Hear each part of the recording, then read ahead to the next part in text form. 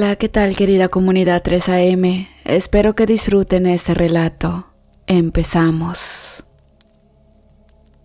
Esta es la historia de una joven, Angie, quien vivía en un pequeño pueblo de México.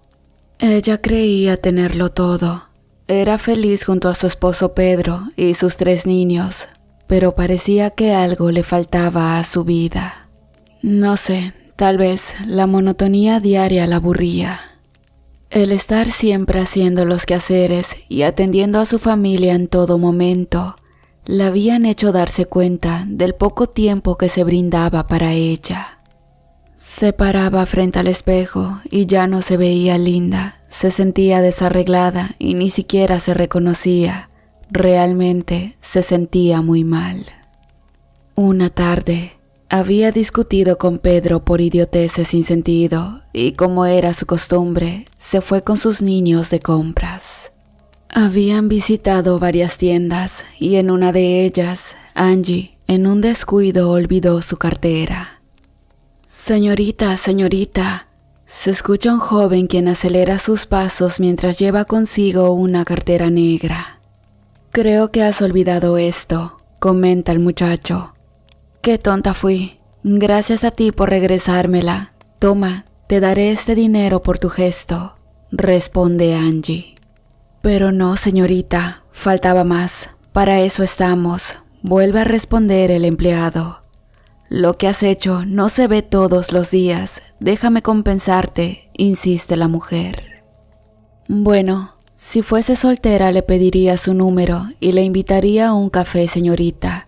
Pero evidentemente no puede, comenta el hombre picarón. La muchacha se sonroja. ¿Sabes? Soy casada, pero toma, apunta mi número. Tal vez algún día podamos beber ese café, responde Angie, mientras adelanta a buscar a los niños, quienes miraban vidrieras y no se percataron de la situación. Los días pasaron. Angie seguía recordando a ese muchacho. Se sentía rara. Si estaba tan enamorada de su marido, ¿por qué razón pensaría tanto en otro hombre? Un sábado, estaba recostada mirando televisión, cuando de pronto comienza a vibrar su celular. Lo toma y observa que es un número desconocido. Atiende. Hola, ¿quién habla? Buenas noches. Estoy hablando con la bella dama que olvidó su cartera en mi local, responden del otro lado. En ese momento, el corazón de la joven se elevó a 1000 revoluciones. Vaya, qué sorpresa, hasta que al fin te animaste a telefonearme. No estaba muy seguro de hacerlo. No quería traerte complicaciones maritales. Pero bueno, ¿cómo estás? Pregunta el hombre. Pero no seas tonto. Mi marido y yo, para serte sincera, estamos juntos solo por los niños. Me ha cansado este último tiempo, pero no quiero aburrirte con eso. Ahora te pregunto, ¿cuándo vendrás por mí? Así vamos por el café, añade Angie. Bueno, ok. ¿Mañana te parece? Pregunta el muchacho. Sí, me parece perfecto. Yo me las arreglaré para que mi esposo se quede con los niños. Entonces, a las 7 de la noche, en el bar de la Plaza Grande, ¿te parece? Dice ella. Estoy de acuerdo, allí nos vemos. Ah, por las dudas, mi nombre es Axel, le cuenta el joven antes de colgar. La mujer estaba muy ansiosa. Al fin saldría de esa prisión que hace más de 11 años la privaba de todo. Llegó el día. Pedro se fue temprano de pesca con los niños, simplificando así el problema a la mujer, quien ya se había colocado un vestido ajustado, con un pronunciado y sensual escote que le marcaba su exuberante figura. Angie ya estaba lista para la ocasión. Axel, ya instalado en una mesa del bar, esperaba algo impaciente a su cita, cuando de pronto sus ojos divisan a una mujer increíblemente provocativa ingresando al bar. Tardó unas milésimas de segundos en notar que se trataba de Angie. La joven desplegaba una sensualidad ferviente, parecía un torbellino. Al llegar a la mesa, Lo mira fijamente y le sonríe. Dios, era tan bonito su rostro que el joven se había quedado mudo, sin palabras. Es que nunca había estado con una mujer tan guapa. Luego de actos cordiales y de caballerosidad por parte del muchacho, comienzan a hablar. Cuéntame de ti, Axel. ¿Qué haces aparte de trabajar en la tienda?, pregunta Angie. Bueno, creo que mi vida no tiene mucha emoción. Trabajo y de allí al gimnasio. Entreno 4 veces a la semana, respondía el muchacho. Sí, la verdad que se te nota que vas al gym. Tienes un cuerpo musculoso, comentó la mujer con cierto grado de exaltación.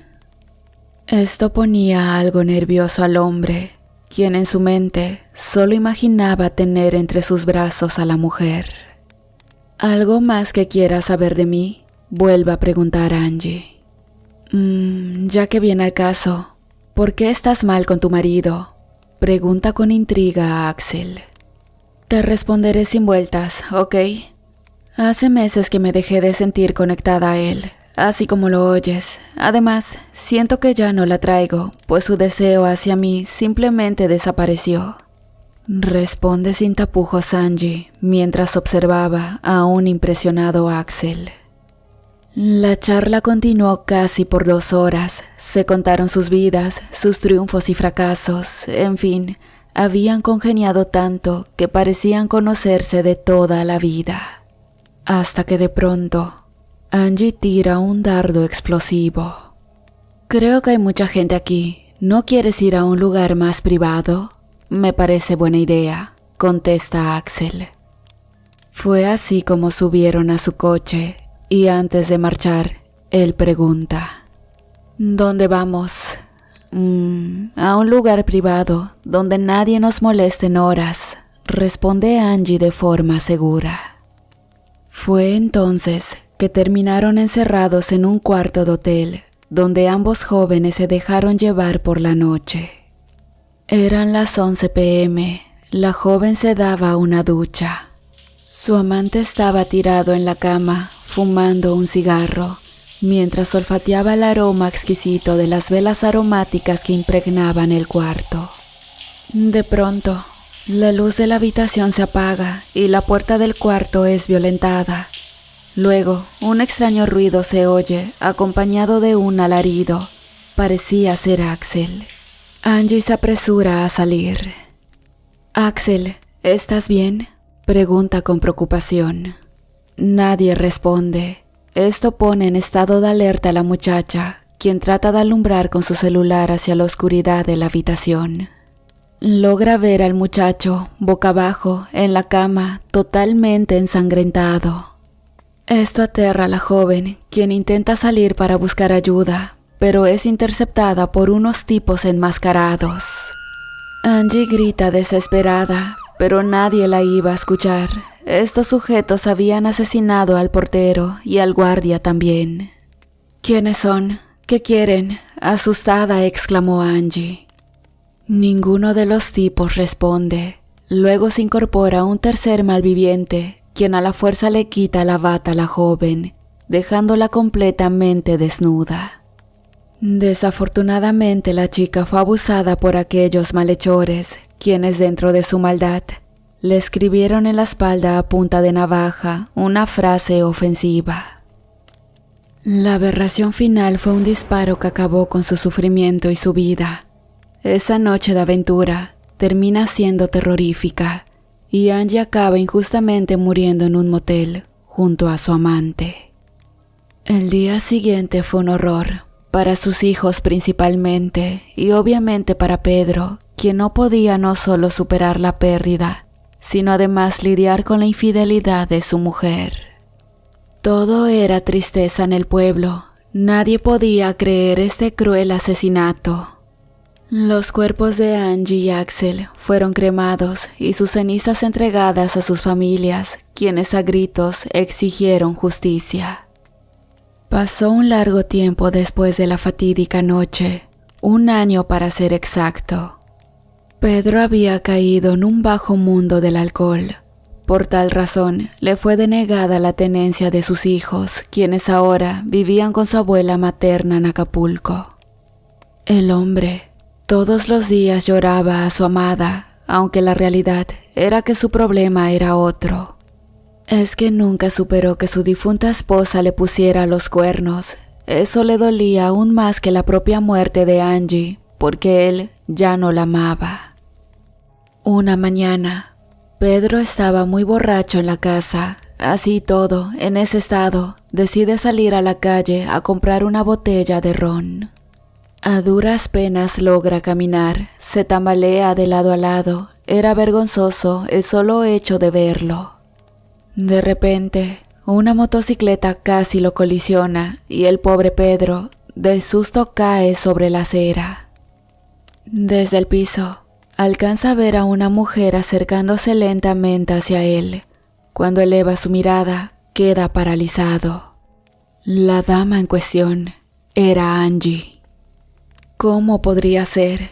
Era ella en carne y hueso. Su apariencia era la misma, pero su esencia era otra. Estaba vestida de forma provocativa, algo tan inusual en ella, es que se podía sentir ese fuego en su interior provocada por la sed de venganza. «Amor, ¿eres tú?», pregunta algo confuso Pedro. «Shh, silencio inútil, no mereces nada en la vida, mírate, estás hecho una basura». Mi corazón resurgió de las cenizas para vengar mi muerte, y que te quede bien claro que no te mataré, simplemente porque eres el padre de mis hijos, responde enérgica la mujer. Pero amor, intenta hablar el hombre, pero es interrumpido por Angie. Silencio, dije, y hazme un favor, desaparece de mi vista si es que realmente no quieres dejar huérfanos a los niños. En ese momento, la mujer comienza a caminar desplegando una sensualidad abrumadora. Mientras cada paso de sus tacos golpeando el pavimento era una puñalada más en el frío corazón de Pedro, quien perdido lloraba como un niño. El espectro infernal de Angie se había convertido en una justiciera, en una aniquiladora de hombres que hubieran cometido algún acto de maldad contra las mujeres en algún momento de su vida. Era tanto el odio que sentía por los hombres malos que los ultimaba de sádicas formas, pero siempre con el mismo ritual. Intimaba con ellos para después acabarlos. Angie había renacido en una ninfa. Los cadáveres aparecían descuartizados, totalmente desangrados. La mujer los mutilaba y se encargaba de que sufrieran demasiado antes de mandarlos al infierno. Luego se bañaba con la sangre de sus víctimas. En ocasiones se bebía hasta la última gota. Era un monstruo. La policía local no sabía quién era el causante de los horribles crímenes. Muchos creían que era una guerra de cárteles de drogas, pero admiraban cómo el culpable hacía su trabajo perfecto, porque nunca dejaba una pista, una huella, un indicio, nada. La realidad es que jamás imaginaban que la causante de los crímenes provenía del más allá. La mujer demonio en pocas semanas había cargado más de 50 víctimas. Una noche estaba solitaria en un callejón cuando es interceptada por 3 sujetos que claramente la confundieron con una prostituta. Angie lo seduce y se fue con los 3 tipos. Se sube al coche y se van a una desolada y alejada calle de la ciudad. Cuando uno de los hombres intenta tener relaciones con ella, la mujer lo detiene y le dice: «¿Aún no me recuerdas, imbécil? ¿Qué carajo estás diciendo? ¿O acaso quieres que te borre esa linda sonrisita de tu cara, eh? Ahora ven y haz lo único que sabes hacer en la vida», amenazante dice el tipejo, quien se levanta su camiseta dejando ver un arma en su cintura. «Entonces, ¿solo para eso sirvo en la vida?» Eso me recuerda a algo», responde Angie mientras se da media vuelta quitándose la blusa. «Sí, nena, ahora nos entendemos», responde osado el matón. En ese momento, La mujer deja descubierta su espalda, dejando ver una frase, la cual decía: «Soy una golfa». En ese instante Angie toma al sujeto de la entrepierna y se la arranca de una forma brutal. Luego ataca a arañazos a los otros dos hombres, a quienes deja masacrados en el acto. Mientras en un costado del camino se arrastra el más bravucón del trío, pero era tanta la sangre que perdía que estaba ingresando en shock. Entonces Angie se le acerca y le dice: «¿Ahora me recuerdas, asesino de mujeres?». El sujeto temblaba y no respondía nada. «Te vas a morir desangrado, escoria humana». En ese momento, Angie toma la navaja del sujeto y escribe sobre su piel: «Soy asesino de mujeres». Luego retira de su cartera una pequeña botella de vidrio con un líquido ámbar. Lo destapa y rocía por la cara al matón, al cual comienza a derretirse la piel y los ojos. Ese líquido era ácido y el hombre se estaba quemando vivo. Angie, a carcajadas tétricas, se retira del lugar, mientras el delincuente comienza a colapsar. Era obvio que esos tipos fueron los culpables de acabar con la vida de la mujer aquella noche en el motel. Una fría madrugada, la sedienta mujer vagaba por el sendero oscuro de un parque, cuando a lo lejos divisa a una potencial víctima. Era un apuesto muchacho. El demonio se desprende unos botones de su blusa para resaltar sus atributos mientras se levanta un poco la falda. Comienza acercándose muy provocativa al joven. «Hola, guapo», le dice Angie al muchacho, quien se sorprende al ver a la sensual muchacha. «Hola, señorita, ¿necesita algo?», responde educadamente el hombre. En ese momento, algo increíble ocurre en la cabeza de Angie, porque ese muchacho alto, castaño y de ojos claros era muy parecido a su preciado amante, Axel. Por primera vez, en todo este tiempo de resurrección, la mujer no deseaba asesinar a su víctima. Lo que anhelaba era aún peor: quería llevárselo con ella para siempre. Astuta, la ninfa pone en marcha su plan y sin tapujos encara al joven. «Mira, cariño, te voy a ser directa y no te ofendas. Muero por estar contigo». El muchacho, cayendo de vergüenza y no creyendo en lo que la bella dama le decía, contesta: «¿Bromeas? ¿O es real que saqué la lotería? ¿Crees que tengo cara de jugar? No te arrepentirás, te lo aseguro». Fue así como la lujuria pudo más que cualquier cosa, y a pesar de que José era felizmente casado, no pudo resistir a semejante mujer. Fueron a la casa del afortunado hombre, quien vivía a 2 cuadras de la plaza. Su esposa estaba en un viaje de negocios, así que no regresaría hasta la mañana. Cuando entran al cuarto, José tenía una mezcla de ansiedad y dudas, pero la diabólica mujer lleva el ritmo del hombre a su antojo. Después de una noche de pasión, el joven no puede creer lo que había vivido. Estaba tan agotado que apenas podía respirar.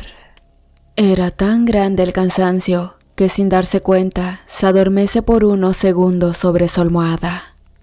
Al abrir sus ojos, nota que ya no estaba en su habitación ni en su cama, se encontraba en un lugar muy extraño, desnudo y encerrado en una pequeña jaula de hierro. Quiere abrirlo, pero estaba tan caliente que se quema las manos intentándolo. Desesperado comienza a gritar por ayuda, pero nadie responde. De pronto, observa una silueta moverse entre las sombras. Le parecía muy familiar. Era la mujer demoníaca, quien traía consigo una vasija de nogal. Estaba repleta de sangre. Luego de otro momento de descontrol, en donde pareciera que ambos fueron parte de un ritual de enamorados, Angie le dice al chico: «Ahora sí, mi amor, eternamente juntos». Mientras el muchacho, plenamente eclipsado por la belleza de la mujer, se resigna asintiendo con su cabeza. En ese momento, el hermoso rostro de Angie comienza a mutar. Su piel suave comienza a arrugarse y a llenarse de grietas, tomando un color gris oscuro. Su descomunal y atractivo cuerpo se deforma, viéndose flácido y escamoso, mientras su bello rostro se transforma en un horrendo ser, el cual al fin había encontrado al verdadero amor de su vida, a quien llevaría junto con ella al infierno. Se trataba de José, un horrendo feminicida serial, escondido detrás de la imagen de un intachable esposo ejemplar.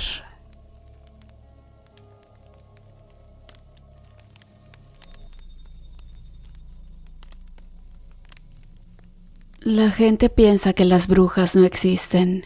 Algunos piensan que son creencias de gente ignorante. Otros piensan que simplemente se trata de mera superstición.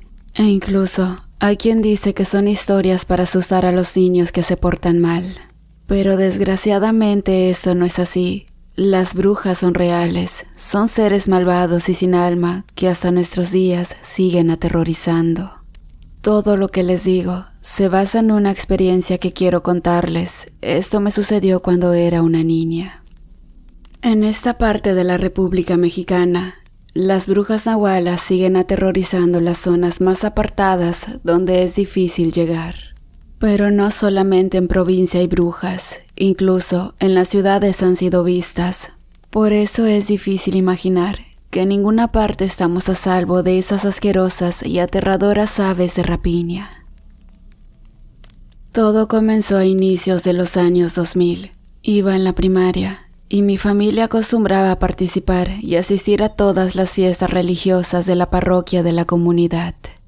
Vivíamos en un pueblo llamado San Bernardo y cabe mencionar que las fiestas aquí tienen el colorido y la devoción propias de provincia, a pesar de estar a unos pocos pasos de la Ciudad de México. El caso es que en esos tiempos estaba en proceso de mi primera comunión, al igual que muchos niños de la comunidad. Mi abuela decía que era una tradición familiar ir en conjunto a hacer la fiesta, que para nuestra familia era la más importante. La mayoría de personas que han llegado a vivir en nuestro pueblo provienen de la ciudad. Esas familias tenían otras costumbres, muy diferentes a las que a mí me inculcaron. Mi familia era muy anticuada. Pensaban que la iglesia era lo máximo a ciegas, sin cuestionar nada. Por una parte está bien tener fe, pero ellos pensaban que todo lo que se decía era infalible e incuestionable. Tenía una vecina que se llamaba Ramona. Tenía 2 hijos que iban en mi salón. El niño se llamaba Ricardo y la niña se llamaba Rosa. Ellos provenían de Tlaxcala y a veces hablaban muy chistoso, además que hacían algunas cosas muy extrañas. Ponían ajos en el marco de la puerta, herraduras, tijeras abiertas con listones rojos atados, ponían cruces de cal, entre otras cosas. Cuando les pregunté por qué lo hacían, decían que era para alejar a la cosa mala, aunque no me decían qué era esa cosa. El padre de ellos era militar. Trabajaba en Temamatla como sargento conductor y era una persona muy respetuosa, así como amable. Nunca dieron ni buscaron problemas, hasta que una noche, en que una tormenta muy fea se desató, Ramona se veía sumamente preocupada y nerviosa. Desde mi ventana la observaba dar vueltas por toda la casa, como si buscara algo. Yo la miraba extrañada, pero pasaron muchas horas y me quedé dormida. A la mañana siguiente se me hizo tarde para ir a la escuela, pero en el camino miré hacia la casa de Ramona y la vi a través de su ventana. Se notaba demacrada y ojerosa, tan así que a pesar de conocerla bien y saber que es una buena persona, su aspecto me dio miedo. Durante las clases no podía sacarme de la mente el estado de Ramona, y fue por eso que al llegar a mi casa le conté a mi madre todo lo que había observado. Ella me dijo que Ramona estaba loca, que decía que unas aves horrendas estuvieron tratando de entrar a su casa por la noche, pero eso era imposible, pues hacía mucho tiempo que no había zopilotes en la zona, mucho menos otro tipo de aves más grandes. Los vecinos se enteraron de lo que ocurrió con Ramona y penosamente todos la menospreciaron, además que la dejaron en ridículo, pues el pueblo entero se burló de ella. La mujer estaba muy triste, pues adicional de lo que estaba pasando, se podía notar su semblante de abandono, pues nadie le creía. Los días pasaron, hasta que 2 semanas después, nuevamente la tormenta trajo consigo la intranquilidad. Algunas vecinas que se burlaron de las supuestas ocurrencias de Ramona, ahora se veían temerosas. Al caer la noche, llegó la tormenta. No era muy tarde, así que los hombres aún no llegaban a casa. Pero por alguna extraña razón, todos nos sentíamos nerviosos, como presintiendo que algo estaba a punto de suceder.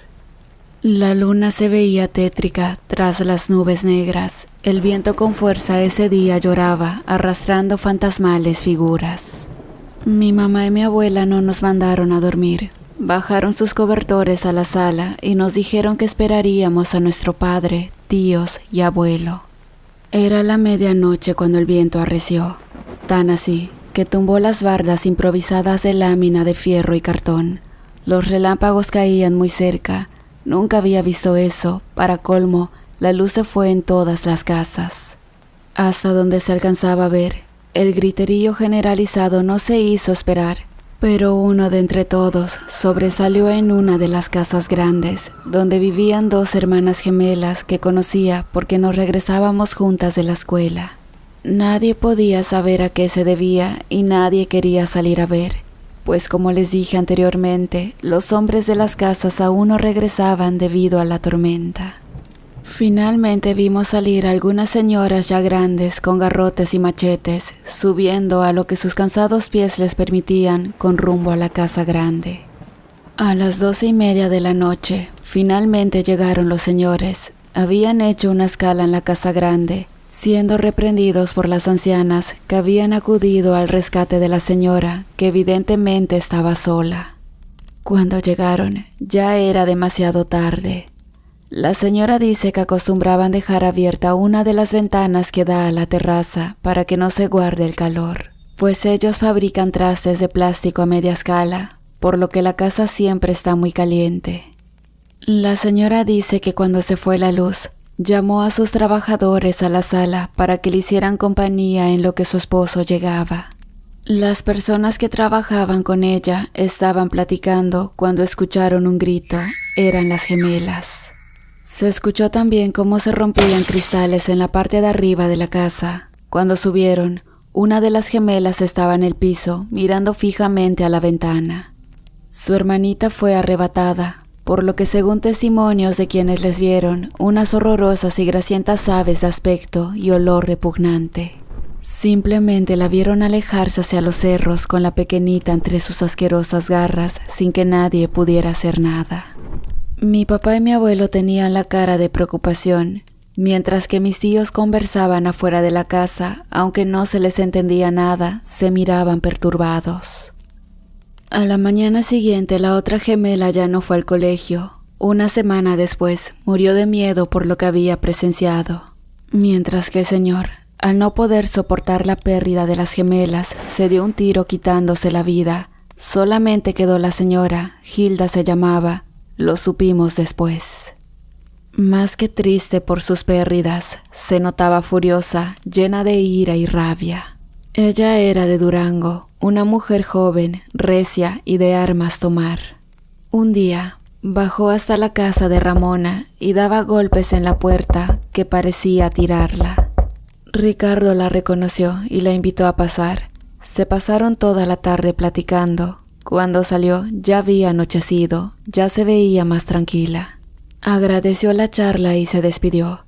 Lo único que pude escuchar es que ella tomaría medidas de cómo evitar que sucediera nuevamente.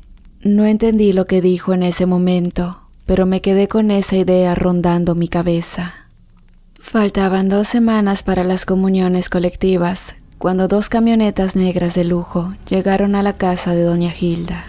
Eran sus hermanos, hombres que a leguas se notaba que andaban en negocios sucios. No se quedaron mucho tiempo, pero antes de retirarse, le entregaron 2 grandes maletines de plástico y un morral estilo indígena.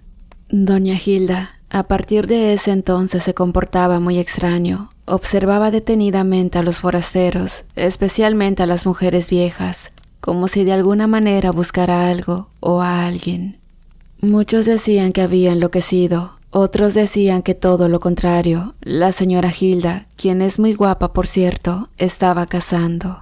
Esperaba descubrir algo que los demás ignoraban. Los pobladores solamente querían negar lo que se pensaba de la gente de provincia, que eran supersticiosos y creían en tonterías. Pero si hubieran hecho caso a los consejos de Ramona desde el comienzo, nada de lo que sucedió habría pasado. 2 noches después, nuevamente la tormenta trajo consigo a las malditas aves. Esa vez, Joaquín, un niño de 8 años, se resguardaba de la lluvia en el cerro, cuidando los borreguitos de su abuela. Era domingo, por lo que al día siguiente había escuela, pero a pesar de todo, nadie hizo caso hasta que a las 10 de la noche la abuela preguntó por él. Al parecer, nadie se había dado cuenta de la ausencia del pequeño. Sonaron las campanas de la iglesia, reuniendo a todos los hombres y quien estuviera disponible para irle a buscar al cerro. Durante horas estuvieron buscando en vano al pequeño Joaquín. No fue sino entrada la madrugada que un señor pidió discretamente que subiera el comisario Gidal y que llevaran unas mantas, pero que no permitieran que los familiares se acercaran hasta que llegaran las autoridades estatales. Nada, o muy poco, dejaron esas bestias del pequeño. La escena era aberrante y devastadora. Se le pudo reconocer solamente por uno de los zapatitos que llevaba.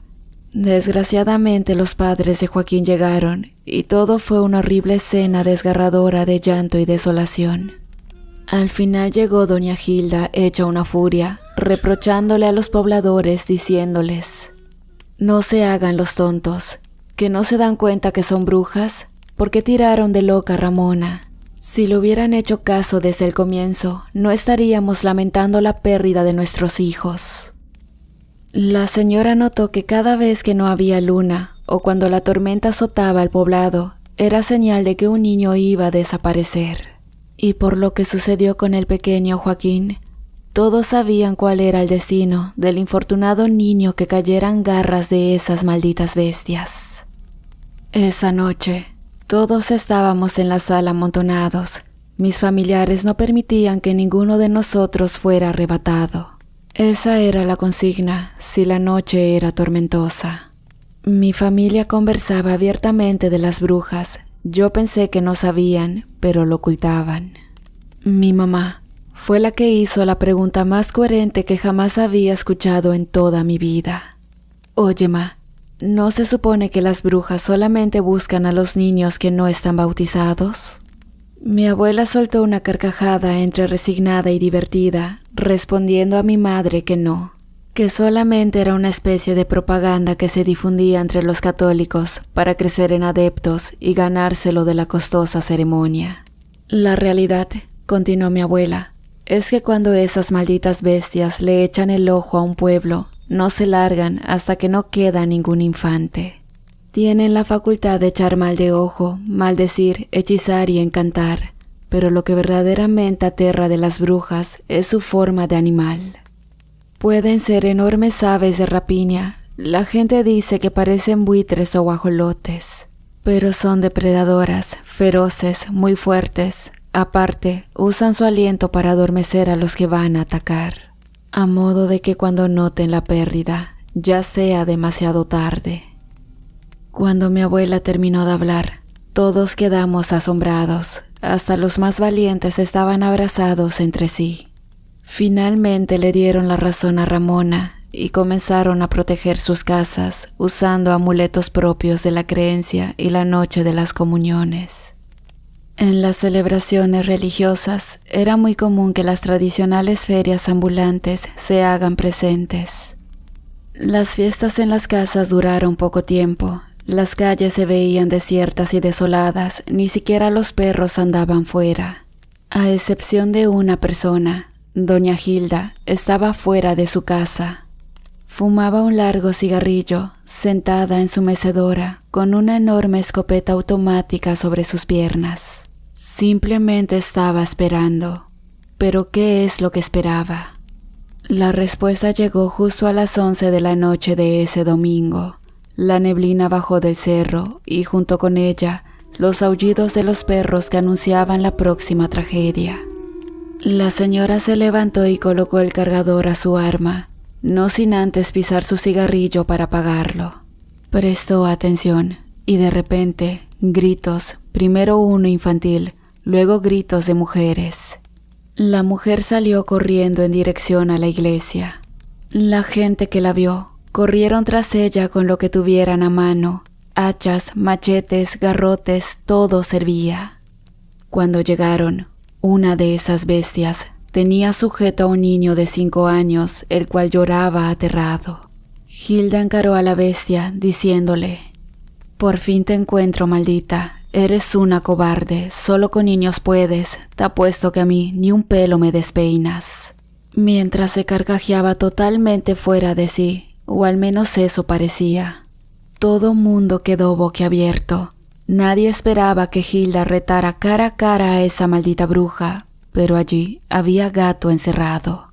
Hilda evidentemente se veía muy confiada, demasiado diría yo, y había una razón para ello. En el morral llevaba 2 sacos hechos de cuero. Metió la mano en ellos y sacó un puñado de polvo con el que frotó su elegante escopeta. La bruja soltó un chillido y encaró a la mujer, respondiéndole que si creía que una simple arma la iba a espantar. Hilda le respondió: «No es solo el arma, maldito monstruo, son las bolsas». Inmediatamente le arrojó uno de los sacos encima, provocando que la bruja se quemara de gravedad. Su compañera trató de huir, pero fue bañada también con el contenido del otro saco y sucedió lo mismo. Totalmente achicharradas y agonizantes, las 2 bestias aún peleaban. Los habitantes del pueblo, al ver esto, descargaron toda su ira contra las criaturas. Las apalearon hasta que saciaron su coraje, su dolor, su tristeza, y hasta que la paz volvió a su corazón, pararon. Pero increíblemente aún no morían, seguían retorciéndose y haciendo ruidos como cuando alguien hace gárgaras. Hilda las volteó y poniendo un pie sobre el pecho de esas bestias, les dijo que le miraran bien porque ese rostro sería lo último que vieran. Y finalmente hizo uso de la escopeta curada, no necesitaba cortar para disparar, 5 tiros a una y otros 5 a la otra. Finalmente ya no se movieron, habían muerto. A pesar del regocijo nadie celebró, nadie gritó de alegría, nadie brindó. Echaron combustible a las brujas y les prendieron fuego hasta que no quedaron ni siquiera las cenizas. El mismo viento esparció lejos de ahí lo poco que quedó. Pasaron los años y todo se tranquilizó. Doña Hilda no se casó de nuevo. En cambio, se convirtió en mi madrina de 15 años y parte muy importante de mi familia. En una ocasión, le pregunté qué era lo que contenían esos costales con que bañaron a las brujas. Ella suspiró y me dijo que eran cenizas preparadas con encantamientos, sal bendita, rezos y bendiciones de diferentes chamanes, y de la persona que ella más amaba, le echó un huesito de una de las gemelas. Todo mezclado con hierbas mágicas, era una vieja receta de los indios yaquis de Sonora para acabar con la cosa mala. Cada quien cree lo que quiere creer. Pero yo solamente creo en lo que vi, y fue el dolor de una madre y su gran valentía lo que en verdad pudo acabar con esas malditas criaturas. Doña Hilda, a sus 40 años, se ha convertido en una feroz cazadora de esas bestias, y hasta la fecha sigue esperando a que vuelvan para acabar con ellas. Hola, ¿qué tal querida comunidad? ¿Cómo están? Espero que estén disfrutando de los relatos de esta semana. Y pasando a los saludos, quiero mandar uno especial a los miembros de la comunidad. Yasmín y Jesús de Nicolás Romero, Estado de México. Muchísimas gracias por escucharnos.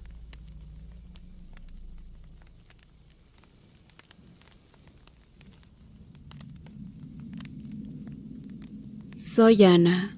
una mujer militar que forma parte del honorable ejército mexicano, y el día de hoy les quiero contar una historia que me sucedió hace algunos años, por allí de estas fechas, en vísperas de temporada de brujas. Sé que será una historia difícil de creer, pero quiero que sepan lo que nos ocurrió a mí y a mi equipo, pues me agobia no compartir este secreto con nadie más.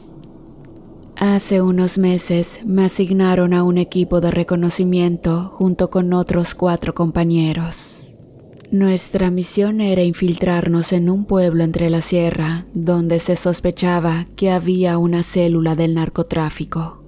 Teníamos que obtener información sobre sus actividades, sus líderes, sus planes. Era una misión peligrosa, pero yo estaba dispuesta a cumplirla. Quería defender a mi país de la violencia y la corrupción que lo azotaban. Pero nunca imaginé que me enfrentaría a algo así, a un horror tan grande que me hace cuestionar todo lo que creía. Todo empezó mal desde el principio. Llegamos al pueblo en un camión disfrazado de transporte de ganado, nos bajamos en una gasolinera y nos mezclamos entre la gente. Nuestra idea era actuar como turistas, alojarnos en un hotel y explorar el lugar, pero no contábamos con que los sicarios nos estaban vigilando. Un 37 nos había delatado. Nos descubrieron, nos tendieron una emboscada y nos atacaron con todo lo que tenían, balas y machetes. No tuvimos tiempo de reaccionar. 2 de nuestros compañeros cayeron en el acto, los otros 3 logramos huir. Corrimos por el bosque sin rumbo fijo, buscando un lugar donde escondernos. Los sicarios nos seguían los pasos, no nos daban tregua. Sabíamos que si nos atrapaban, no nos iban a perdonar la vida, nos iban a torturar y descuartizar. Así era como operaban estos monstruos. A mi lado estaban Luis y Pedro, los otros 2 supervivientes. Luis era el líder del grupo, un hombre experimentado y valiente. Pedro era el más joven, apenas tenía 23 años. Era su primera misión y estaba aterrado. Yo intentaba consolarlo, pero sabía que no servía de mucho. «Tranquilo, Pedro», le dije, «vamos a salir de esta». «¿Cómo?», me preguntó con voz temblorosa. «¿Cómo vamos a salir de esta? Estamos solos, heridos y perdidos. No tenemos refuerzos, ni comunicación, ni armas, solo tenemos nuestra suerte y ya se nos acabó». «No, no digas eso», le reproché. «Debemos tener fe».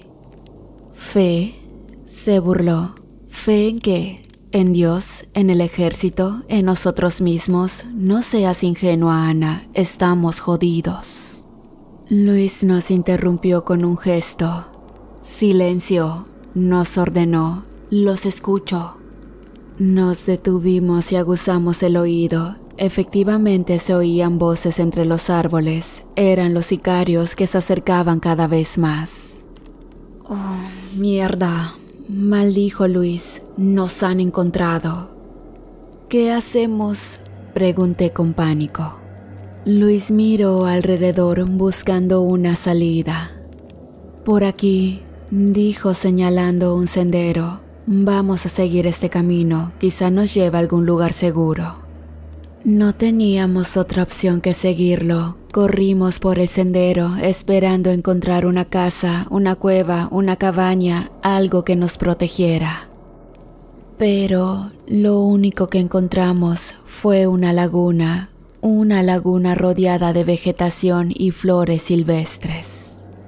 En medio de la laguna había una pequeña isla cubierta de árboles frondosos y plantas exóticas, y en la isla había una casa. Una casa vieja y destartalada, hecha de madera y paja. A juzgar por su aspecto, parecía estar abandonada y olvidada por el tiempo. Pero saben, la casa escondía un secreto que cambió nuestras vidas para siempre. Un secreto que nos hizo conocer a la bruja de las Chinampas. La oímos antes de verla. Una macabra melodía que salía de la casa como una canción de cuna distorsionada nos heló la sangre, era el anuncio de su presencia. La vimos salir de la casa con un vestido negro y un sombrero de ala ancha. Tenía el pelo gris y largo y una mirada penetrante. Nos observó con curiosidad, sin miedo, parecía que nos estaba esperando. ¿Quiénes son ustedes?, nos preguntó. No sabíamos qué responder, estábamos confundidos y asustados. ¿Quién era esta mujer? ¿Qué hacía ahí en medio de la nada? Somos, empezó a decir Luis, pero se interrumpió al oír un disparo. Una bala le atravesó el pecho, haciéndolo caer al suelo. Los sicarios nos habían alcanzado, nos apuntaban con sus armas, dispuestos a acabar con nosotros. Pero la bruja no se inmutó, nos miró fijamente y sentimos un dolor agudo en la cabeza. Era como si nos clavaran agujas en el cerebro.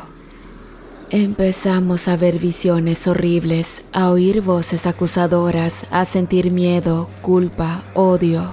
Era su poder psíquico que atacaba nuestros sentidos y nuestros pensamientos. Los sicarios también lo sufrieron, gritaron de terror y se retorcieron en el suelo. Algunos se dispararon a sí mismos, otros apuñalaron entre ellos. Fue una masacre. La bruja nos miró de nuevo con una sonrisa maliciosa. Vengan conmigo, nos dijo. Tengo algo que mostrarles. La bruja nos llevó hacia su casa en una especie de balsa antigua. Y durante el viaje pude ver cómo las aguas de ese lago se encontraban ennegrecidas mucho más de lo que aparentaba desde lejos. Y les juro que al mirar el lago fijamente me pareció ver cadáveres descompuestos de todo tipo de seres y personas. Mujeres, hombres, niños y animales. Al ver esto sentí una sensación de terror, como si algo me bajara del pecho y mi piel se erizó como nunca antes me había ocurrido. Pero traté de pensar que todo era fruto de mi imaginación que me hacía una mala jugada. Realmente a mí me pareció muy mala idea ir con la bruja, pero todo sea por Luis. Afortunadamente el disparo que recibió no le había costado la vida, pues no tocó el corazón. Pero sí era de suma importancia dar la atención médica, o era cuestión de tiempo para que muriera desangrado. No teníamos otra opción, estábamos heridos, exhaustos y asustados. No sabíamos qué nos esperaba dentro de esa casa, pero tampoco podíamos quedarnos afuera, expuestos a los sicarios o a cualquier otra amenaza. Y bueno, al fin llegamos. La casa era pequeña y humilde, pero tenía un aire de misterio y antigüedad. Parecía que guardaba muchos secretos en sus paredes de madera y sus techos de paja. La bruja nos hizo pasar a una sala donde había una mesa, unas sillas, una chimenea y una estantería llena de libros y objetos extraños. Siéntense, nos dijo, mientras ella, de forma improvisada, comenzó a curar a Luis. Al cual no curó completamente, pero sí lo suficiente para que pueda vivir hasta que podamos de alguna manera pedir ayuda. Pedro y yo nos miramos con incredulidad. ¿Cómo podía ser tan amable con nosotros? ¿Qué quería de nosotros? ¿Por qué nos había salvado de los sicarios? Luis, que seguía consciente pero sangrando por el pecho, nos habló con débil voz. No confíen en ella, nos advirtió. Es una bruja, una hechicera, una loca. No sabemos qué poderes tiene ni qué intenciones tiene. No se fíen de nada de lo que diga o haga. La bruja escuchó sus palabras y soltó una carcajada. No seas tan desagradecido, Luis, le dijo. Te he salvado la vida al igual que a tus amigos. Podría haberte dejado morir, o peor, entregarte a los sicarios, pero no lo hice. Te traje a mi casa, te curé la herida, te di comida y bebida, ¿y así me pagas? Luis la miró con odio. No me has salvado por bondad, le dijo. Me has salvado por algún motivo oculto. Quieres algo de nosotros, algo que no vas a decir hasta que sea demasiado tarde. No eres más que una bruja malvada que se alimenta del sufrimiento ajeno. La bruja se encogió de hombros. Como quieras, dijo. Piensa lo que quieras de mí. No voy a tratar de convencerte de lo contrario. Solo te diré una cosa. No soy la que te hace sufrir. Eres tú mismo el que se hace sufrir con tus pensamientos negativos y tus miedos infundados. La bruja se levantó y se dirigió a la cocina. Ahora, si me disculpan, voy a terminar de preparar la cena. Estará lista en unos minutos. Mientras tanto, pueden hacer lo que quieran. Pueden leer alguno de mis libros o ver alguno de mis objetos, o pueden intentar escapar si se sienten con fuerzas. Pero les advierto, no hay salida de esta isla. Están atrapados aquí conmigo. La bruja desapareció tras una cortina, dejándonos solos en la sala. Pedro y yo nos quedamos mudos, sin saber qué hacer o qué decir. ¿Qué era esa mujer exactamente? ¿Qué quería de nosotros? ¿Y qué era esa macabra melodía que sonaba cada vez que aparecía? Y bien, decidimos explorar la sala, buscando alguna pista sobre su identidad y el origen de la bruja. Vimos los libros que habían en la estantería, pero no reconocimos ninguno de los títulos ni los idiomas en los que estaban escritos. Parecían tratados antiguos sobre magia, astrología, alquimia y otras ciencias ocultas. También vimos los objetos que había en la estantería, pero tampoco supimos qué eran ni para qué servían. Había calaveras, velas, cuchillos, frascos con líquidos y polvos de colores, amuletos, talismanes y otras cosas extrañas. Y entre todas esas cosas nos llamó la atención un objeto que parecía un reloj de arena, pero en lugar de arena tenía una sustancia roja y viscosa que se movía lentamente. Lo tomamos y lo examinamos con curiosidad. «Oye, ¿qué crees que sea esto?», le pregunté a Pedro. «No lo sé», me respondió. «Parece sangre». «¿Sangre?», repetí con asco. «¿Para qué querrá un reloj de sangre?».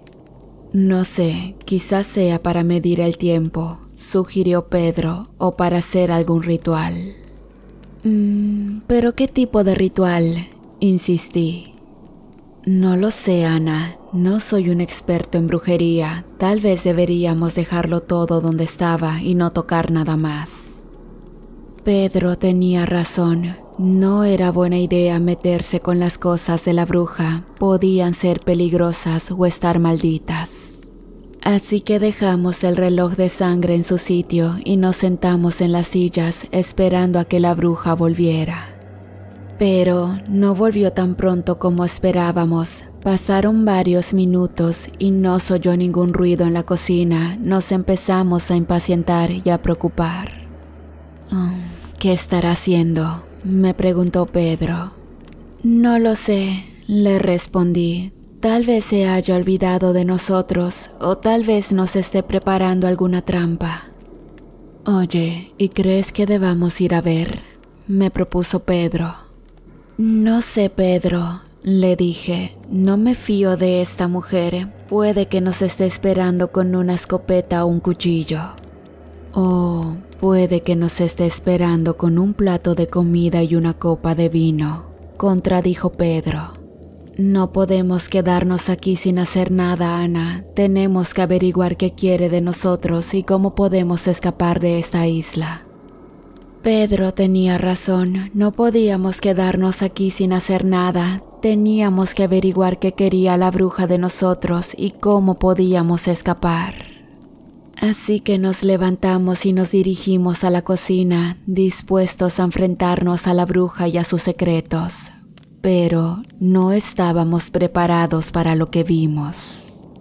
Lo que vimos en la cocina fue una escena dantesca, cadáveres por todas partes, algunos colgados del techo, otros esparcidos por el suelo, sangre, vísceras, huesos y carne podrida.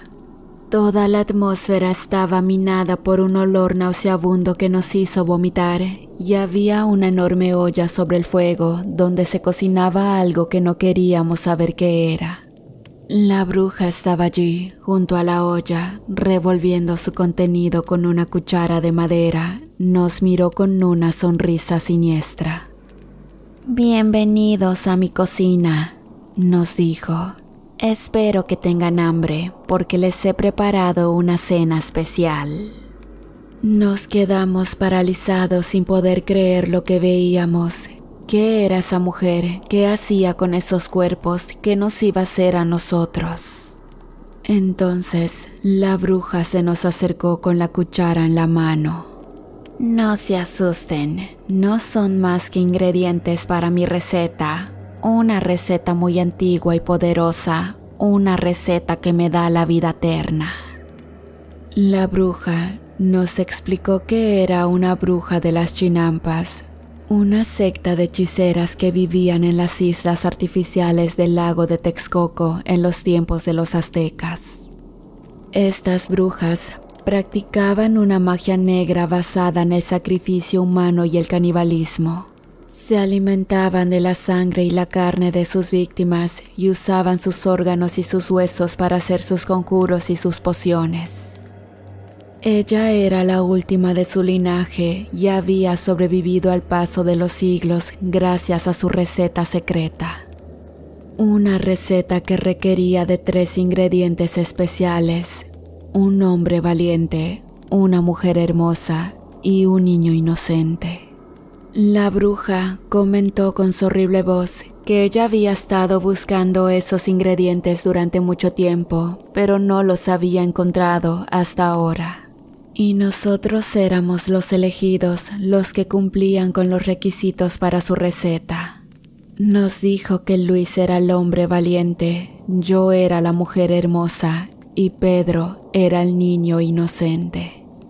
La vieja, en un momento de descontrol, gritó que nos iba a matar y a cocinar y que luego se iba a comer nuestros corazones, hígados y cerebros.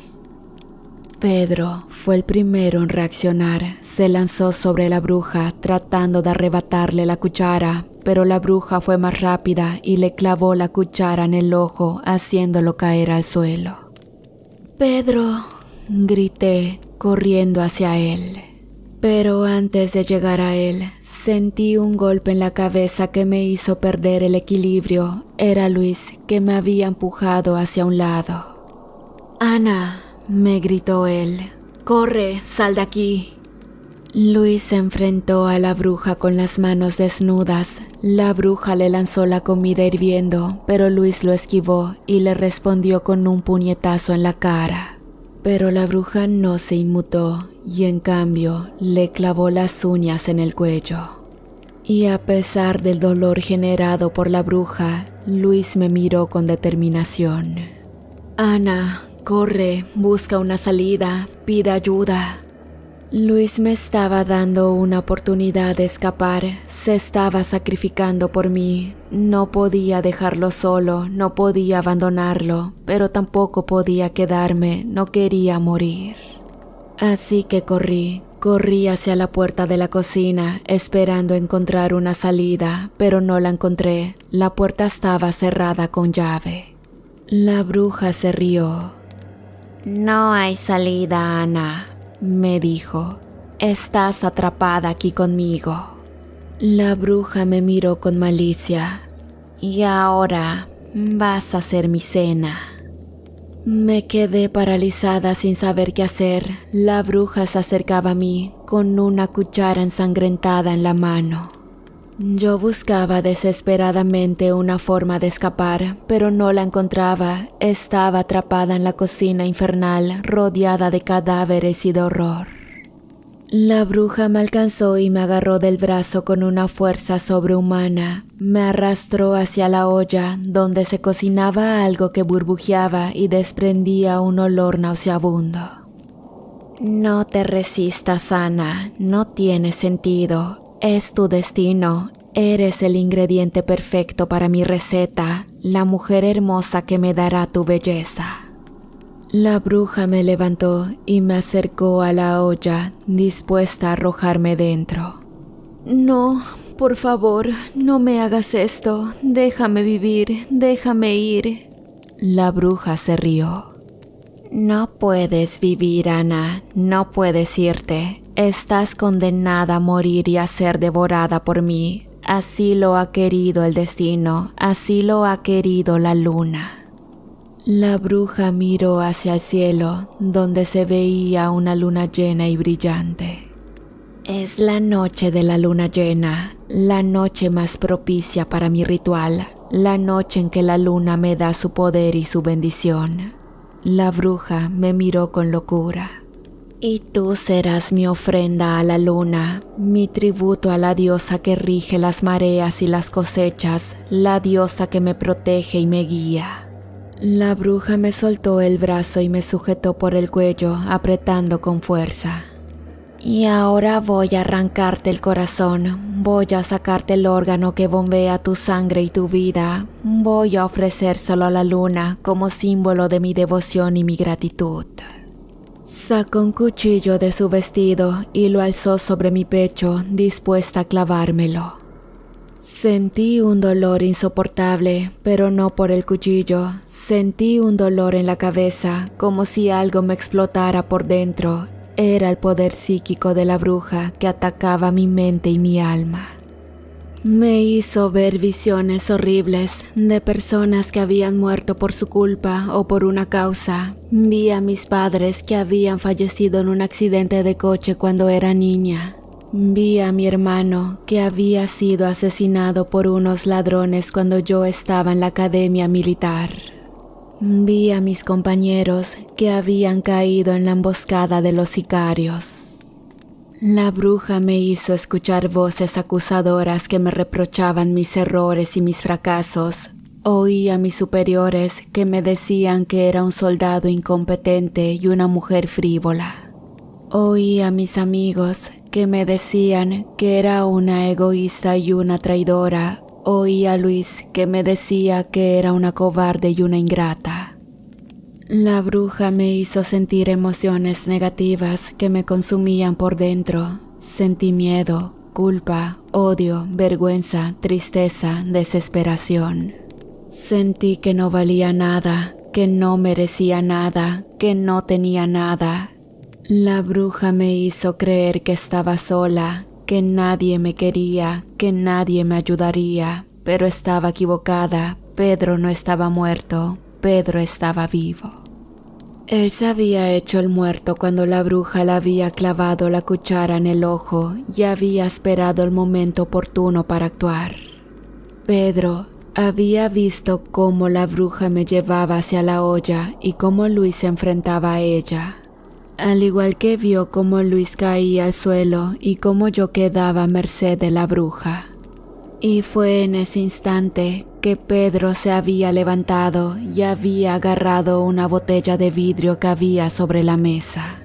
Él había roto, y con ello, un arma improvisada con el cristal. Acto seguido, había corrido hacia la bruja y le había clavado el cristal en la espalda, haciéndola soltar el cuchillo. Pedro me había salvado la vida. «Ana, vamos, tenemos que salir de aquí», me gritó Pedro. Me tomó de la mano y me arrastró hacia la puerta de la cocina. La bruja se giró y nos lanzó un cuchillo, pero Pedro lo esquivó. Después la puerta se abrió y salimos. La bruja nos siguió y con un grito de rabia nos decía: «No escaparán, no me quitarán lo que es mío, los mataré a los dos». La bruja nos persiguió por el jardín, donde había más cadáveres y más sangre. La bruja nos lanzó hechizos, pero Pedro los esquivó y me llevó hacia la balsa donde estaba el reloj de sangre. «Sube», dijo Pedro, «vamos a usar esto para escapar». Pedro subió a la balsa y me ayudó a subir a mí. La bruja llegó hasta el borde del agua y nos apuntó con el dedo. «Morirán, morirán aquí y ahora». La bruja nos lanzó su hechizo más poderoso, una bola de fuego que iba directo hacia nosotros. Y fue justamente cuando nos iba a impactar que el reloj de sangre al parecer absorbió toda esa energía y explotó, acto que provocó que una onda de choque nos lanzara lejos de la isla hacia el centro del lago.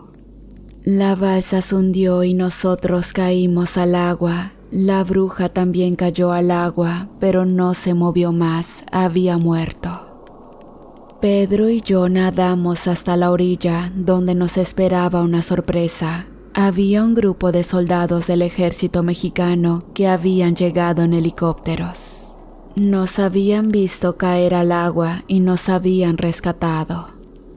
Nos explicaron que habían recibido una llamada de emergencia desde nuestro camión, donde habíamos dejado un teléfono satelital. Alguien había activado la señal de socorro y les había dado nuestra ubicación. Habían venido lo más rápido que pudieron, pero no habían llegado a tiempo para evitar la emboscada de los sicarios.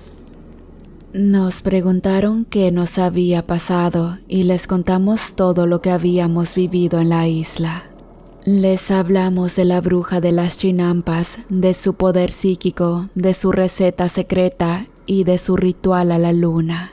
Les mostramos la isla, donde aún se veía el humo de la explosión y los restos de la casa y de los cadáveres. Los soldados no nos creyeron, pensaron que estábamos locos o que habíamos sufrido un trauma. Dijeron que no había ninguna bruja, mucho menos magia o luna alguna, pues era de día y el sol brillaba en el cielo. Nos dimos cuenta de que tenían razón, era de día y el sol brillaba en el cielo. No había ninguna luna llena ni ninguna noche oscura. Todo había sido una ilusión creada por la bruja para engañarnos y manipularnos. La bruja nos había hecho ver lo que ella quería que viéramos y nos había hecho sentir lo que ella quería que sintiéramos. Jugó con nosotros al grado de hacernos creer que estábamos en otra realidad.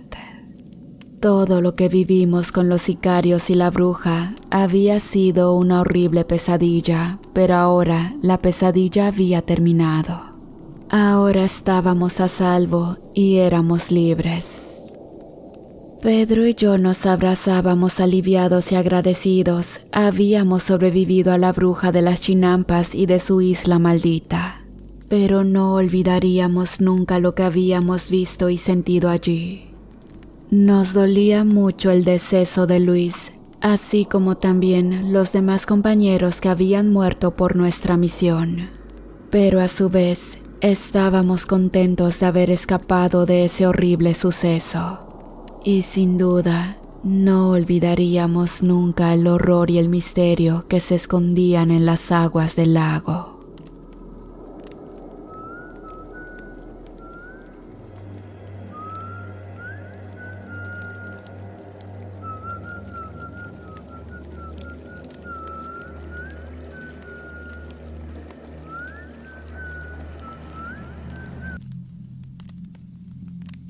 Me llamo Severiano y trabajo en el cementerio municipal de un poblado retirado como el velador y panteonero. Mi trabajo consiste en cuidar que nadie entre al cementerio por la noche, limpiar las tumbas, regar las flores y cavar las fosas para los nuevos difuntos. Sinceramente no es un trabajo muy agradable, pero me gusta estar en contacto con la naturaleza y la tranquilidad que se respira en este lugar. Llevo más de 20 años trabajando aquí y nunca me había pasado nada extraño ni sobrenatural. Más allá de los curiosos que vienen por estas fechas a intentar hacer sus falsos rituales o simplemente para exploraciones urbanas, en donde, por cierto, nunca encuentran nada y siempre hacen un montaje de situaciones sobrenaturales para vender miedo, pero en fin, esa es harina de otro costal.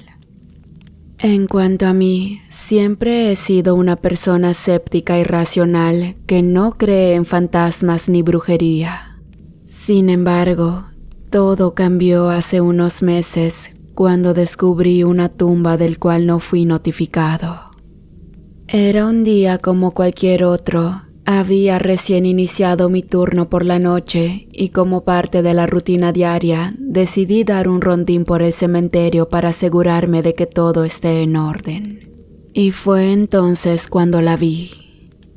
Era una tumba que jamás había visto, ubicada en la parte menos visitada y descuidada del cementerio. Estaba hecha de tablones y materiales antiguos, como si se tratara de una tumba de otra época, y tenía una cruz de hierro oxidado en la parte superior. En la lápida se podía leer el nombre de la difunta, María Dolores García Pérez. Debajo del nombre había una fecha de nacimiento, 13 de octubre de 1993. Y una fecha de defunción, 13 de octubre de 2023.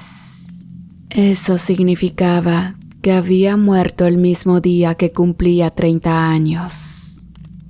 Sinceramente, esta situación me dejó pensativo. Yo llevaba el registro de todas las tumbas que existían allí y simplemente la tumba de María Dolores no debería existir. Pero claro, lo primero que pensé es que a lo mejor era una tumba nueva que al panteonero del otro turno se le había olvidado registrar en la bitácora. Pero saben, todo esto tenía tintes raros, pues la tumba no se veía reciente, pareciera como si hubiera estado allí desde siempre. Después de examinar la tumba con sumo cuidado, me quedé desconcertado. La tierra que la cubría no parecía haber sido removida de forma reciente y en ese momento supe que algo no andaba bien. Caminé hacia mi garita y no podía sacarme de la cabeza un montón de teorías acerca de lo que pudo haber ocurrido, pero sinceramente nada me convencía. Cuando llegué a mi caseta, tomé asiento y como en todas las noches, mientras cenaba una taza de café acompañado de un cigarrillo, me puse a buscar por redes sociales e internet algo que me diera indicio acerca de quién era María Dolores García Pérez, pero no encontré nada al respecto. Las horas pasaron y poco a poco mi mente se ocupó en otras cosas, por lo que momentáneamente olvidé lo que había ocurrido con la tumba misteriosa. Al punto de las 2:50 de la mañana, mi dormitar se vio abruptamente interrumpido. Esto fue debido a un llanto lastimero, como una melodía de dolor que enseguida me contagió con su tristeza. Estas situaciones no eran ajenas al panteón, pues era muy común que muchos familiares dentro de su duelo vayan a altas horas de la noche a llorar y a despedirse de su ser querido. Era un sentir que siempre dolía, pero bueno, son cosas de la vida. Al igual que en otras ocasiones, tomé mi lámpara y me fui hacia donde provenía el llanto, solamente para verificar que todo se encuentre en orden y darme apoyo en lo que sea en caso de que la persona lo requiera. Pero esta vez todo fue diferente y debo admitir que incluso yo, siendo una persona abiertamente no creyente, sentí miedo con lo que ocurrió. Se trataba de la misteriosa tumba, de allí provenían los llantos y junto a ella había una mujer vestida de negro con un velo que le cubría el rostro. Estaba arrodillada sobre el suelo y sollozaba con desconsuelo, parecía estar rezando o hablando con la muerta. Me acerqué a ella con curiosidad y respeto. No sé, pensé que era un familiar o una amiga de la difunta que había venido a despedirse de ella. Buenas noches, señora. La saludé con voz suave. ¿Puedo ayudarla en algo? La mujer levantó la cabeza y me miró con unos ojos negros y profundos que me helaron la sangre. Su rostro era pálido y delgado, con unas facciones finas y hermosas. Tenía el cabello negro y largo que le caía sobre los hombros. Era una mujer joven y bella, pero con una expresión de tristeza y dolor. No, gracias, me respondió con voz dulce y melancólica. Solo quiero estar un rato con ella. ¿Con ella? Pregunté sin entender. ¿La conocía? Sí, era mi hermana, me dijo con una sonrisa forzada. Tuvo la dicha de morir el día de su cumpleaños. Oh, lo siento mucho, le dije con sinceridad. ¿Y qué le pasó? Fue un accidente. Iba conduciendo su coche por la carretera cuando un camión se le cruzó y la chocó. Murió en el acto. Lo siento mucho. ¿Y no hubo ningún testigo ni responsable? No, el camión se dio a la fuga y nadie pudo identificarlo. Fue una injusticia. Lo lamento mucho, señora, pero dígame, ¿cómo se llama usted? Me llamo María Dolores, me dijo con una mirada extraña. Me quedé perplejo al escuchar su nombre. Era el mismo que el de la difunta. ¿Cómo era posible? ¿Serían gemelas o tendrían el mismo nombre por casualidad? María Dolores, repetí con incredulidad. ¿Como su hermana? Sí, como mi hermana. Mis padres nos pusieron el mismo nombre porque nacimos el mismo día. Éramos gemelas idénticas. Me quedé sin palabras al oír su explicación. Era una coincidencia muy extraña y macabra. Dos hermanas gemelas que se llamaban igual y que habían nacido el mismo día. Era como una maldición. Oh, qué curioso, murmuré sin saber qué decir. Sí, muy curioso, pero así es la vida. A veces te da sorpresas y a veces te las quita. Me quedé mirándola con una mezcla de asombro y pena. No sabía más qué decirle ni cómo consolarla. Me pareció que era una mujer muy sola y desgraciada que había perdido a su única compañera en el mundo. Bueno, señora, yo ya me voy, le dije al fin, tratando de despedirme. Si necesita algo, me puede llamar. Aquí estoy siempre. Gracias, Severiano, me dijo ella llamándome por mi nombre. Me sorprendí al oír que sabía mi nombre. Yo no se lo había dicho ni llevaba ninguna identificación. ¿Cómo lo sabía? Oiga, ¿y cómo sabe mi nombre? Le pregunté con curiosidad. Lo sé todo de ti, Severiano, me dijo ella con una sonrisa misteriosa. Te he estado observando desde hace tiempo.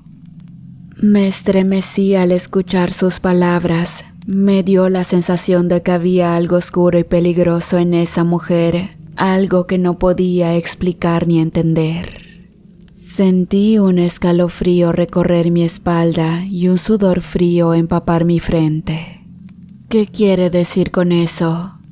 Nada, solo es una broma. No te preocupes, Severiano, no te haré ningún daño. Me miró con unos ojos que me hipnotizaron y me atrajeron hacia ella. Sentí una extraña fascinación por esa mujer que me pareció la más bella y la más terrible que había visto en mi vida. Adiós, Severiano, nos veremos pronto y por favor no le digas a nadie ni cuestiones nada sobre esta tumba. Y dicho esto se levantó y se alejó de la tumba, dejándome solo y confundido. Ese fue el primer encuentro que tuve con María Dolores, la chica del panteón. Sinceramente quedé hipnotizado por la belleza de esa mujer y muy fiel a sus palabras, decidí no decir nada a nadie con la única esperanza de que algún día pudiera verla de nueva cuenta.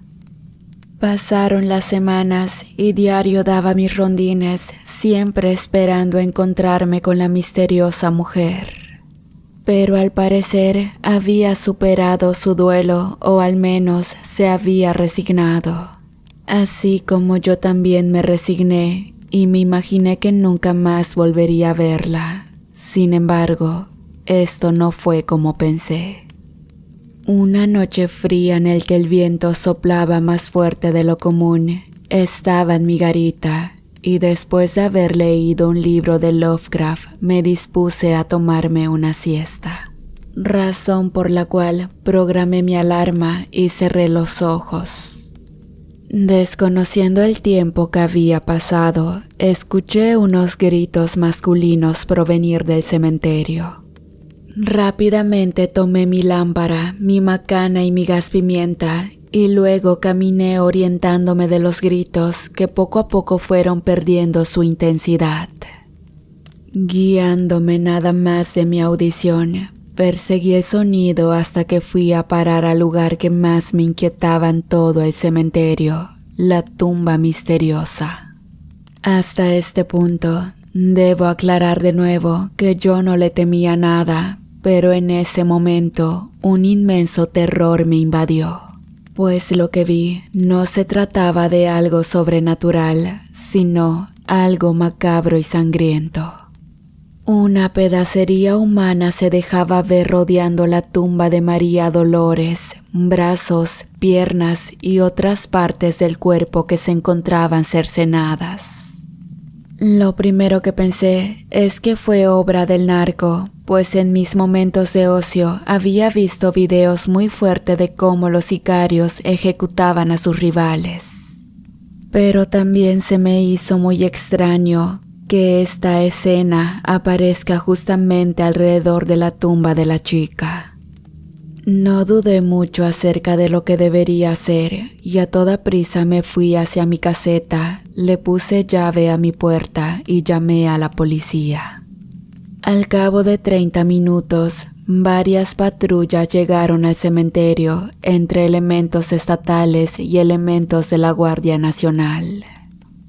Una vez estando allí, les di acceso y me preguntaron qué es lo que había ocurrido. Les conté todo lo que había visto y me pidieron que los llevara al lugar de los hechos. Pero ante mi sorpresa y la de los elementos de seguridad, no había nada. Todo estaba normal y tranquilo, ni una sola gota de sangre.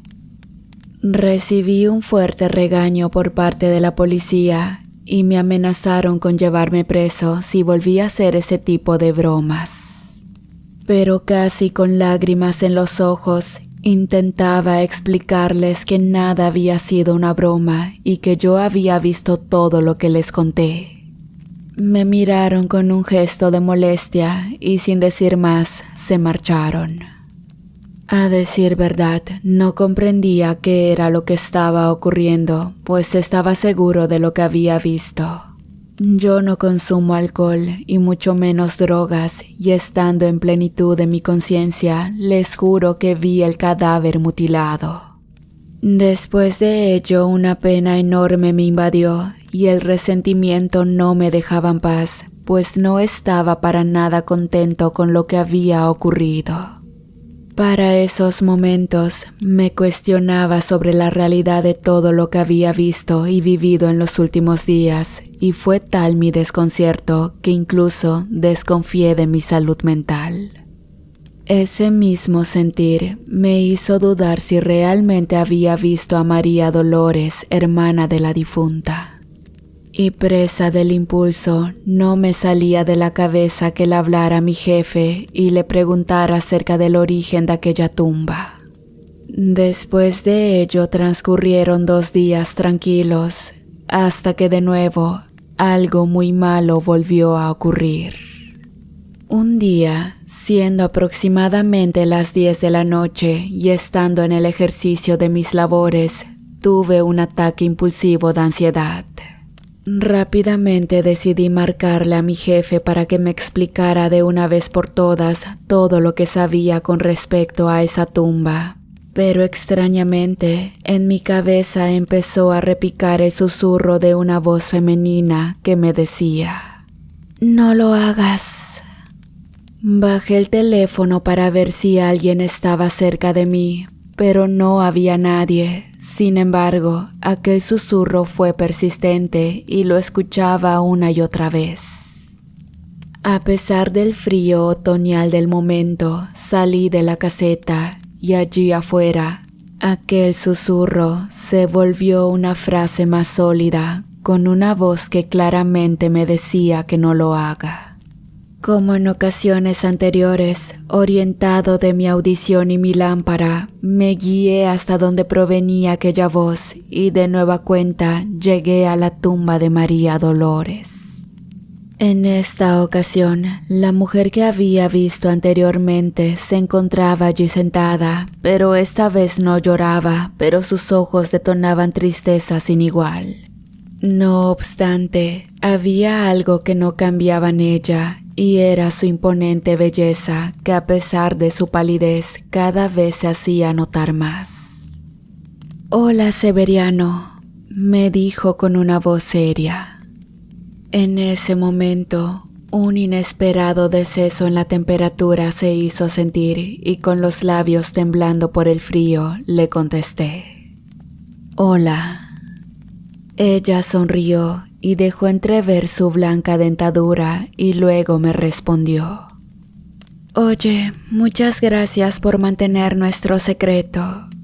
Posteriormente se acercó hacia mí y me dio un beso en la mejilla. Después se marchó caminando, perdiéndose entre la negrura de la noche y el tétrico escenario que representaban las tumbas. En cuanto a mí, me mantuve allí de pie y no me importó que un fino aguaviento cayera anunciando que el frío se aproximaba en su etapa más intensa. Tampoco me importó el hecho de que los labios de esa mujer se sintieran tan fríos rompiendo la barrera de lo natural, simplemente me encontraba hechizado. Y es que a mis 45 años era un hombre soltero, con mucha mala suerte en las relaciones, y el hecho que una mujer tan bella se encuentre conmigo, confiándome sus grandes secretos, me había cautivado. Desde aquel entonces, decidí ser su cómplice dentro de lo que cabe, y mi labor era sencilla. Cada vez era más frecuente el escuchar quejidos pidiendo ayuda y gritos desgarradores de dolor. Yo solo esperaba unos cuantos minutos y cuando los lamentos se detenían, iba a echar un vistazo a lo ocurrido y siempre me encontraba con lo mismo. Situaciones macabras y sangrientas, hombres decapitados, mutilados, pálidos como papel, a veces con partes regadas cerca de la tumba e incluso sobre los árboles. Al principio moría de miedo, pero después caí en costumbre y ya se me hacía normal. Asumí, como seguramente lo están haciendo todos ustedes que escuchan mi historia, que todos estos actos de violencia eran causados por la gemela viva María Dolores. Y no tenía nada que ver con el crimen organizado como pensé en un principio. Ya no me preocupaba en hablar a la policía, a mi jefe o a alguien para reportarle lo que ocurría, pues de antemano sabía que solo me meterían problemas. En varias ocasiones tomé fotos y videos de todas las escenas del crimen, pero de forma por demás misteriosa. En las fotos no salía nada, absolutamente nada, pareciera que solo yo podía percibir lo que ocurría. Quizá ustedes pensarán que estoy loco, pero tampoco se trata de eso, y no les mentiré, nunca dejé de pensar que lo estaba. Pero caí en cuenta que en las noticias locales se hablaba de un asesino serial que asesinaba a hombres al azar. No se sabía si se trataba de un hombre o mujer, pero las autoridades solo sabían que a todos estos los recogía cuando salían de bares o cantinas. En muchas ocasiones presentaban fotografías o retratos hablados de las víctimas y también muchas veces pude identificarlos con rasgos específicos que siempre miré en los cadáveres.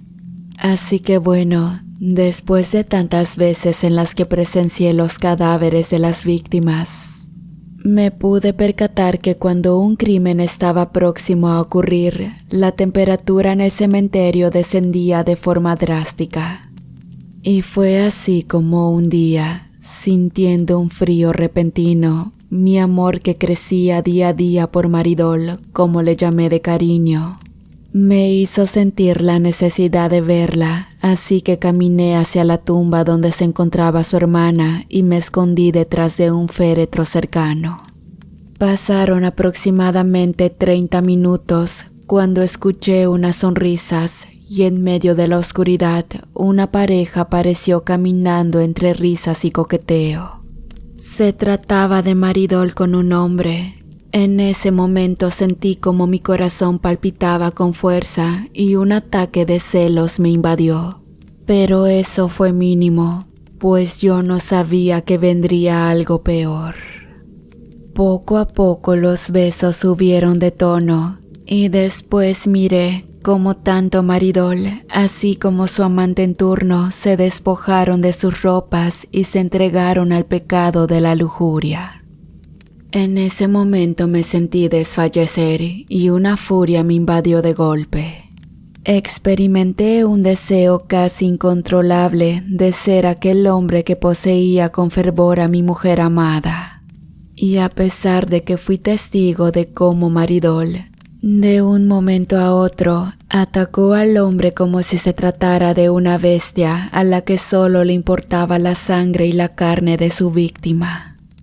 Sinceramente eso no me importó, y en ningún momento se me salió de la cabeza que yo quisiera entregarme en cuerpo y alma a esa mujer aunque me costara la vida. Al final de aquel ritual siniestro, el resultado siempre fue el mismo, pero como dije anteriormente, nada me sorprendía, y cuando Maridol se perdió entre la oscuridad de las tumbas como de costumbre, caminé decepcionado hacia mi caseta. Tenía un horrible sentimiento de traición hacia mí y solo pensaba en vengarme.